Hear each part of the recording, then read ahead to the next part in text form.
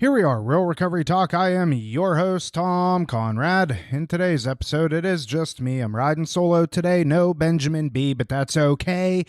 Here I am for you yet another Sunday.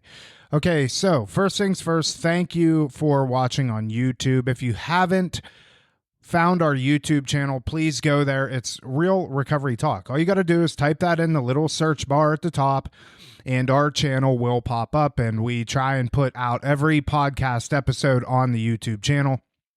If you could do that, that would be great. If you are listening on podcast app, thank you for that as well. And in the end, if you'd like to reach out to myself or Ben, you could always reach us, Tom at realrecoverytalk.com and Ben at realrecoverytalk.com. And what we're going to do is ask you for your phone number so we can have a conversation with you about your specific situation. In this episode, I want to bring something up, and I like to do this every 15 or 20 episodes, maybe 30, because we're getting new listeners all the time, and when we get a new listener, I can't expect them to go back 50 episodes and listen the whole way through.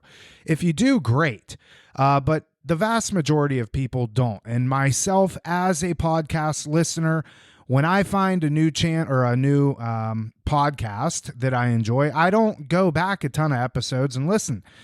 And I have to believe that that's how most people are. So I want to bring something up that I have, of course, talked about before, but I do feel that it's necessary to bring it up again because, like I said, we're getting new listeners all the time. Finding your why in getting sober. For those of you that have been listening for a long time, you can turn this episode off and wait for Wednesday's episode to come out. But for those of you that are just now finding us, and if you are on a journey of figuring out sobriety, or you're even on the fence as to whether or not you want to get sober, this episode is good for you. Because chances are, if you are listening to this, you have been in a position to contemplate sobriety. Normal people aren't going to listen to this unless it's a family or a loved one. Families and loved ones obviously have somebody in their life that has impacted them in some degree with their addiction, and a lot of our listeners are families and loved ones. So if you are listening to this and you are contemplating sobriety, one of the biggest questions that you have to ask yourself is, why do I want to do this? I have a lot of people, and you can't see it here, but right over here, I have a couch that it's a nice couch. It's just a little 2-seater, and people sit on it, and people talk to me, and people discuss their situation with me. And whether they are in their first week of sobriety, third week, third month, or they're not even sober yet, one of the biggest common denominators that I find with people is they don't even know why they're getting sober. Sure, the consequences have stacked up.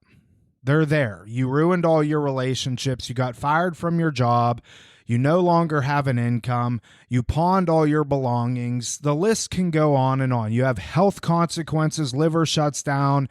You've overdosed a couple of times. Oftentimes, that's good enough to get you in the door. But is it good enough to keep you sober? No.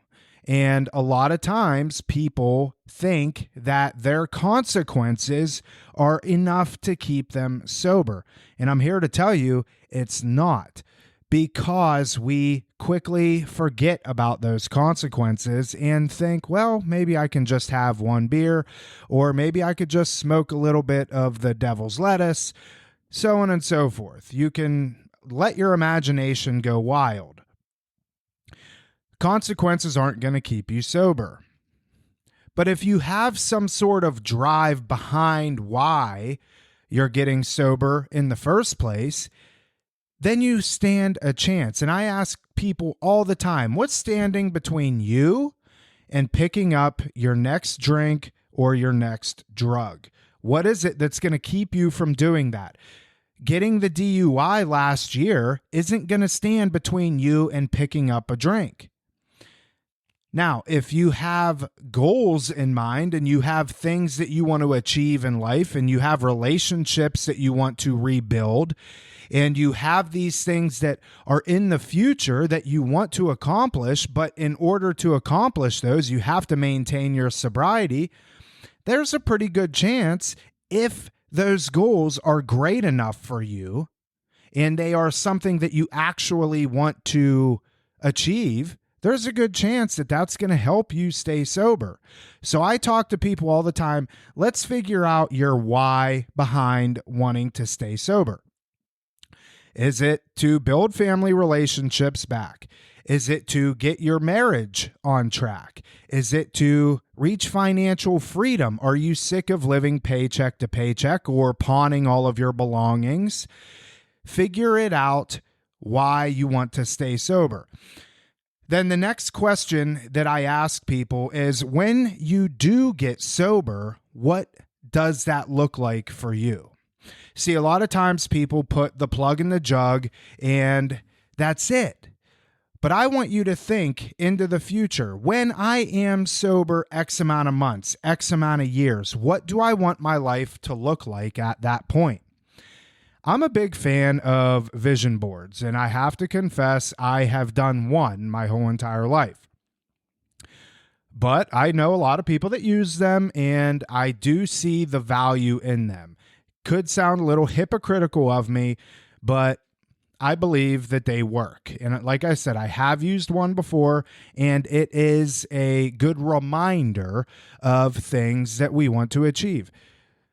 I do set goals for myself, and I will write notes down and stuff like that. I remember when I wanted to lose weight, I would write up on my bathroom mirror the goal weight that I wanted to achieve. And, it was a constant reminder every time that I went to the bathroom, that goal weight was there, and it helped me attain that goal weight.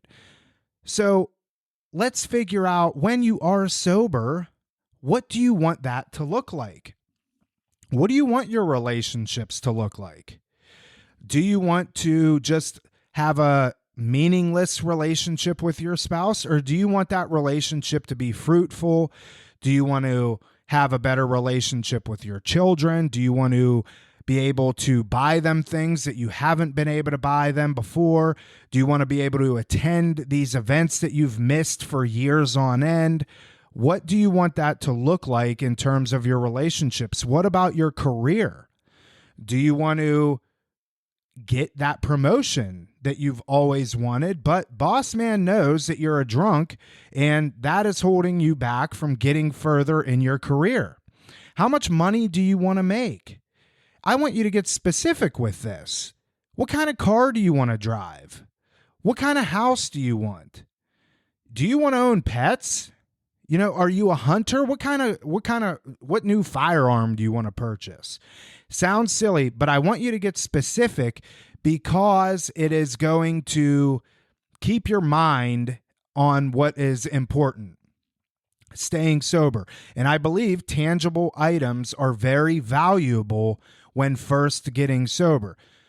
Tangible items don't hold much value when maintaining sobriety, because at a certain point the switch kind of flips and the tangible stuff isn't going to keep you sober anymore. A lot of times, people can get the cars, they can get the money, they can get the house, they can get all this stuff in the first couple of years of sobriety, but that novelty does wear off, and eventually those things won't keep you sober. And at that point, hopefully you have more of a mental, emotional, spiritual foundation that's going to keep you sober. But I do believe in tangible stuff in the beginning, so I want you to figure out what those are, right? Do a vision board. Go to a craft store, I don't know, any of Michael's or Target or whatever. Get a piece of the white paper.